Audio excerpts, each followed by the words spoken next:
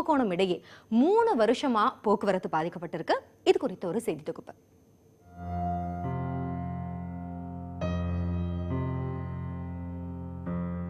பண்ருட்டியில் railway மேம்பாலம் அமைக்க வேண்டும் என்ற அப்பகுதி மக்களின் நீண்ட நாள் கோரிக்கையை ஏற்று கடந்த 2007ஆம் ஆண்டு ரயில்வே துறை அனுமதி அளித்தது.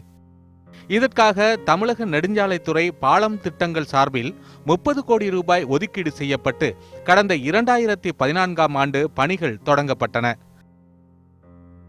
50% பணிகள் முடிவடைந்த நிலையில் தேர்தலின் போது பணிகள் நிறுத்தி வைக்கப்பட்டன.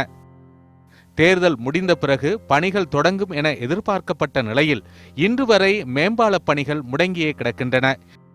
இதனால் பண்ருட்டி வழியாக செல்ல வேண்டிய வாகனங்கள் விழுப்புரம் அரசூர் வழியாக 30 கிலோமீட்டர் தூரம் சுற்றி செல்ல வேண்டியுள்ளதாக அந்த பகுதி மக்கள் குமுறுகின்றனர்.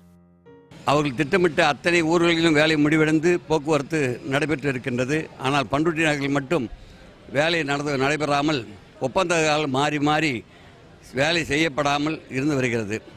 அதற்கான வாங்கிய பொருட்களெல்லாம் சேதமுற்று வலிமை இழந்து இருக்கிறது. அதற்காகவே பொதுமக்கள் மிகவும் பாதிக்கப்பட்டு போக்குவரத்து பாதிப்பு ஏற்பட்டு எங்கள் வணிகமும் பண்ருட்டி நகரிலே பெரிய அளவில் பாதிக்கப்பட்டிருக்கிறது.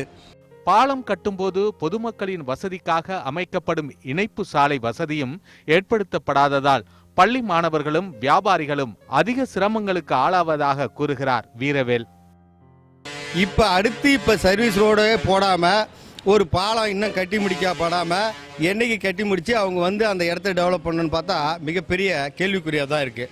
இது மாதிரி ஒரு அரசு இந்த மாதிரி ஒரு நிலைப்பாடை கொண்டு வந்து நிறுத்தினா நாம் எப்படி வாழறது? பொதுமக்களுடைய பயன்பாட்டுக்கு மேம்பாலம் கட்டினாலும் அவங்க அதற்குரிய மாற்று வழியை ஏற்பாடு செய்ய வேண்டிய துறை அதை செய்யாமல் எங்களுக்கு மிகப்பெரிய வேதனை அளிக்கிறது. கிடப்பில் போடப்பட்டுள்ள ரயில்வே மேம்பால பணிகளை உடனடியாக நிறைவேற்றி 3 ஆண்டு கால சிரமத்திற்கு முடிவு கட்ட வேண்டும் என்பதே அந்த பகுதி மக்களின் எதிர்பார்ப்பாக உள்ளது. இந்த பகுதியில் இந்த மேம்பால பணிகளை விரைவில் முடிக்கப்பட வேண்டும் என்பதே பகுதி மக்கள் நீண்ட கால கோரிக்கையாக உள்ளது. நியூஸ் 18 தமிழ்நாடு செய்திகளுக்காக பண்ருட்டியிலிருந்து பிரேமானந்த்.